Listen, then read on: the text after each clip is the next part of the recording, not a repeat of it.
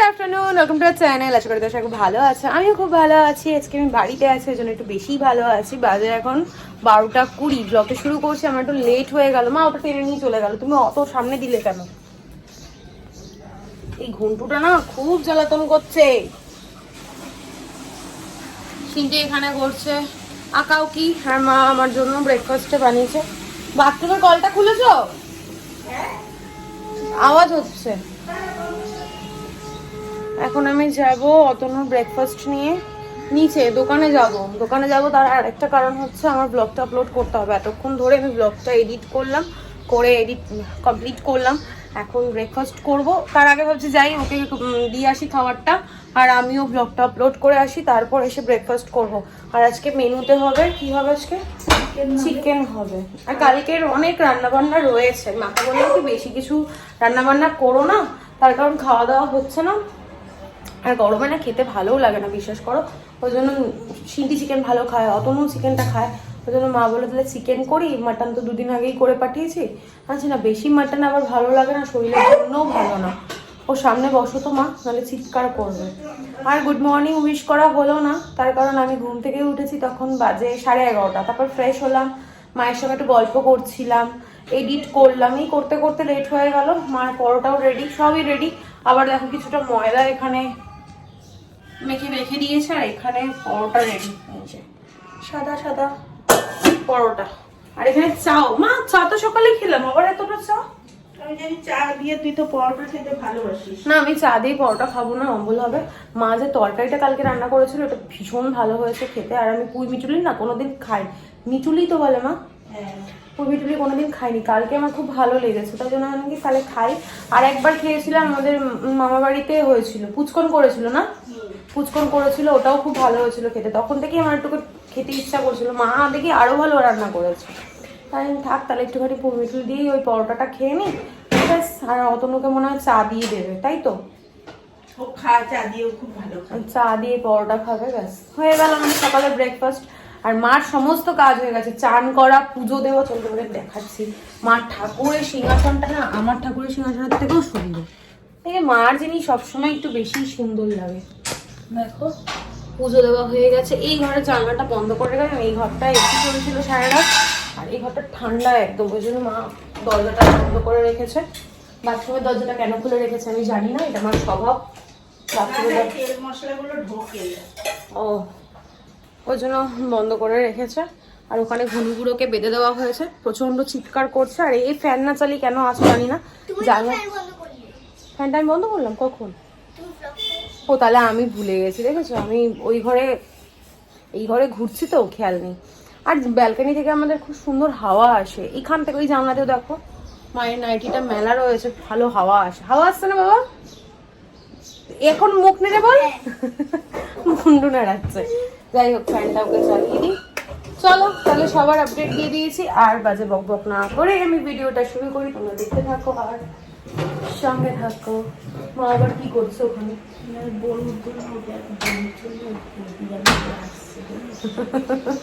আরে কি বলতো, আমাদের ওপরে না ফ্ল্যাটের ওপরে একজন পিসি আছে। মা পিসি তো হয় না মা, পিসি আছে, উনি বিড়াল পোষেন। ওনার প্রচুর বিড়াল, প্রায় 20-25টার মতো বিড়াল। আর আমাদের ঘরে না বিড়াল ঢুকলে অসুবিধা কি বলতো, মা তো নিচু হতে পারে না।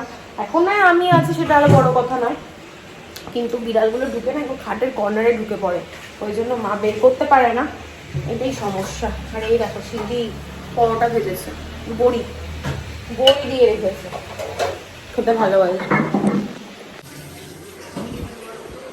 এই নাও, এই যে কি বললে? এক্ষুনি খাও, আগে খাও তাড়াতাড়ি। বিড়ালটা কোথায় শুয়ে আছে? আর এই অতটা ব্রেকফাস্ট। দোকানে এসে আমি ফেসে গেলাম। হ্যাঁ দেখো শাটার বন্ধ হয়ে গেছে, আমার ব্লগ এখন আপলোড হয়নি। আমি নাকি ব্লগটা আপলোড করে যাই না। মায়ের ঘরে একটাও ফেস ওয়াশ নেই, তাই জন্য পুচকু দুটো নিয়ে গেলাম, আমার তো লাগবেই, ওই জন্য নিয়ে গেলাম। আর এই যে নতুন ব্রেকফাস্ট হয়ে গেছে। আমি কিন্তু উপরে গেছি, ওকে ব্রেকফাস্ট দিয়ে ফোনটা এখানে রেখে গেছি যে ব্লগটা আপলোড হবে। তারপর আমি খাওয়া দাওয়া করে আবার নিচে আসলাম, কিছুই হয়নি। কি যে বাজে অবস্থা। আমি একটা মাউথ ওয়াশও নিয়েছি, ডক্টর রেড্ডিস। ভালো এটা, ওই জন্যই তুমি দিতে চাইছিলে না? না লেবু মাখিয়ে দেবো। এখানে মা মাংস রান্না করছে আর চিকেনে বলে লেবু মাখিয়ে দেবে। ধোয়া হয়নি? ধোয়া হয়নি, তাহলে একটু সফট হবে। মা এখনো হাতেই মশলা করে দেখো। আর আমাদের মিক্সি থাকে শোকেসে সাজিয়ে রাখা। কিছু বলবে এর পরিবর্তে? না না, এবার তো কিছু বেশি বললে না। বললাম বাটা মশলাতে টেস্টি হয়। আর এখানে ভাত হয়ে গেছে, ডাল, পটল ভাজা আর কালকে তরকারি রয়েছে।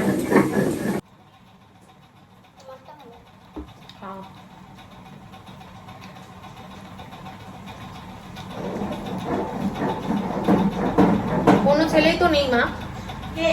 দোকানে। তোদের দোকানে? আরে না, মুদি দোকানে। কালকে তো সব কটাই ছিল।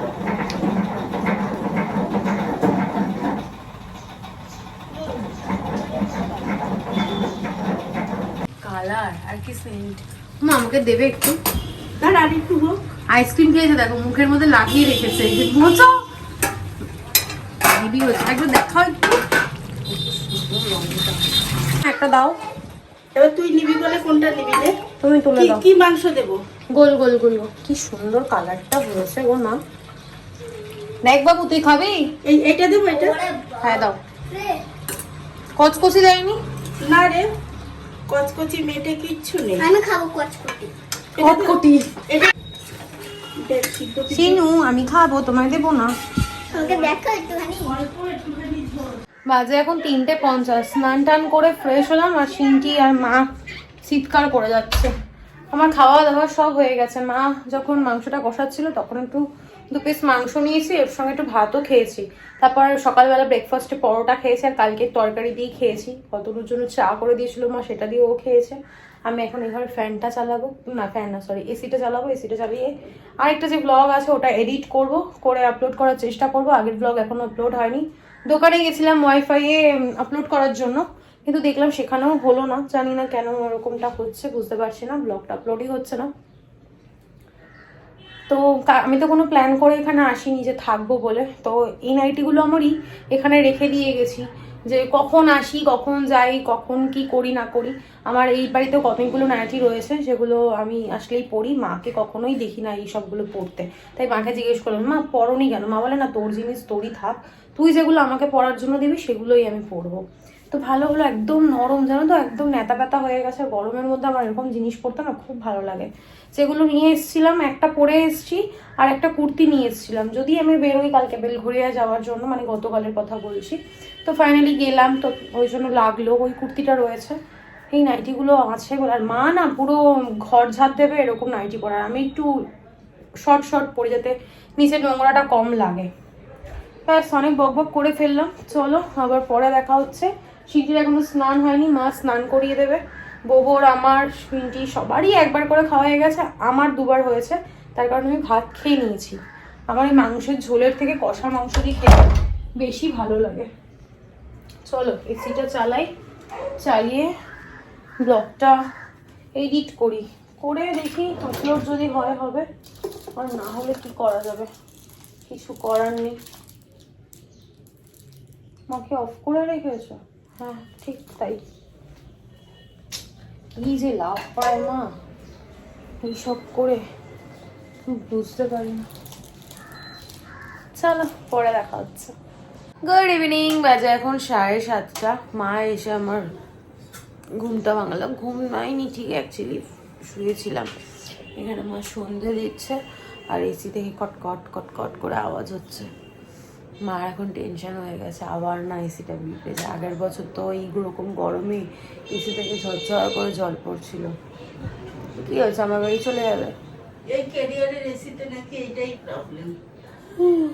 আমাকেও বলেছিল, আমি যখন 7 টাইম এসিটা নিতে গেছি তখন আমাদেরকেও বলেছিল। যাই হোক, মা এখন ঘন্টা নাড়াবে, পরে দেখা হচ্ছে। বাড়ি আসার পরে আমার একটা পার্সেল এসছে, আমি ঘুমোচ্ছিলাম, মা রিসিভ করেছে। কি না না, এইগুলো ছোট ছোট যারা নেয় না ঘুরতে ঘুরতে যাওয়ার জন্য, তোমার ফেস ওয়াশগুলো ক্যারি করা, নিউ ফেস ওয়াশ। এটা হিমালয় কোম্পানির, ভালো না। আমি এই পার্সেলটার কথা মা এসেছিল জিজ্ঞেস করতে, তাই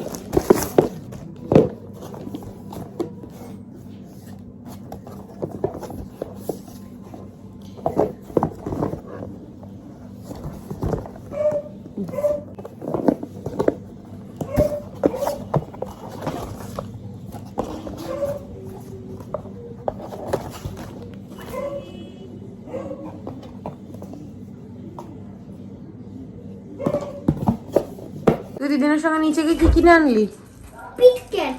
দেখছো মা কিরম বোধ কিনে দিলে কেন ওকে? পচা মেয়ে একটা। ইরাম ওইভাবে কেউ খায়? হ্যাঁ। এসব বন্ধুরা দেখছে তোকে বলবে, তোকে ভালো বলে না, সবাই বলবে পচা।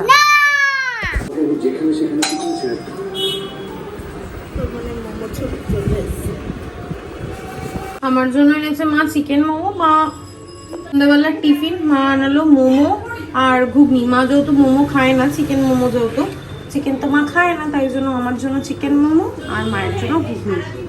একটা পিছন ঘর, এ বাপরে কি সুন্দর হয়েছে, ও বাবা হেভি লাগছে। দারুণ লাগছে। গরমে গরমে ট্যান পড়েছে। তুমি তারপর রান্না করছো না? বাজে এখন 11:05। আমি রেডি হয়ে গেছি, এখন বেরোবো। এই যে ব্যাগপত্র গুছিয়ে নিয়েছি, নিজেও রেডি হয়ে গেছে। আর দেখো মা বিনুনি করে দিচ্ছে, যা চুলটার অবস্থা, বিনুনিটা যা দেখতে হয়েছে খুবই সুন্দর। আর সিনটিকে তো দেখালে আমি দুটো বিনুনি করে দিয়েছে। পিছন ঘোর, দেখো ঘোর, পিছন ঘোর, ভালো করে দেখো। স্কুলে বাবা আমি করতে পারবো না, আমার এত ধৈর্য সময় কোনোটাই নেই। মাও পেরেছে। হ্যাঁ আমি দেখিয়েছি, আমি পেরেছি। যে